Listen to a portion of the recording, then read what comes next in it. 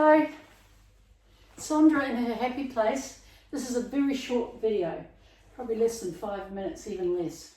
This is the painting I finished, and this is the last one I showed you, all the changes I've made, and I was hoping for it to become more neutral, but there are neutrals there, but it's more highly saturated, especially around this area here. And you can see, if you go back to my previous video and look at this, you'll see the changes. So I'm happy with this because it's got depth, it's got interesting marks, it makes you come up close to have a look at what's happening and walk back and you can see different things. So it's just an interesting painting. It's much better and much brighter than I thought it used to be. So that's that one. Quickly now, this is just a real, what would you call this? This is a, it's I suppose you'd call it a canvas that just has everything on it. And when I'm finishing with painting, this is just a quick tip. I have, like here, I've been working on this palette here, a little bit of white, a little bit of lemon colour, olive green and not Prussian blue, ultramarine blue, that's right. So what I do with this is just, instead of wasting all this paint, I'll often just look at this and think it's got all the colours in the world on it at the moment, and I'll just run this down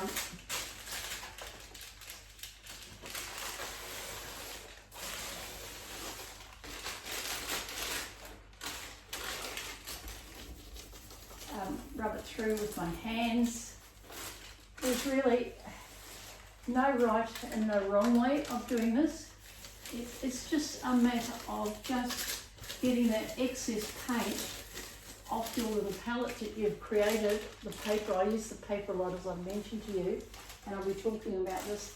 Now already, I can see a little bit left here, a little bit of green gold coming through.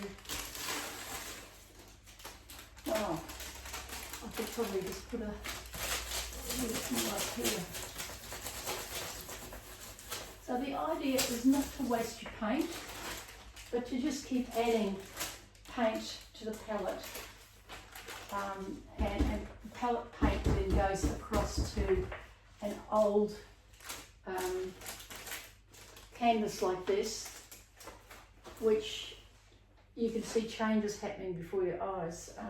It's got a bit of a ridge there. I'm not too sure about that, so we'll try and, I should be using my hands, but I am a very tactile person. Okay, so that's certainly not a painting. Some people might think it is, but to me it's just a hodgepodge of all different colours and things.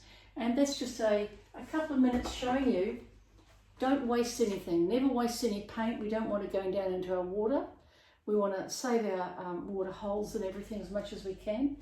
I use this paper here. It's actually, as I put it on to use it as my palette, it's just baking paper, see?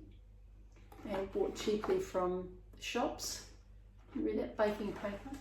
And I put my colours down on this, and then I never waste anything. I actually turn it over like so, and I can actually use it again on each side. Okay, so that's the palette there. Alright, so that's a quick lesson for today. I think it's less than 4 minutes. I just wanted to teach little mini lessons now for a while.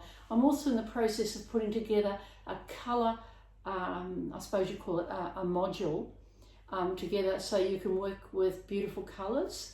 It's going to be fairly cheap to buy, maybe $10 or $15 US, and there'll be about 5 hours of lessons from me on how to create, and we will at the end of it create a painting, using those colours that I've taught you how to make.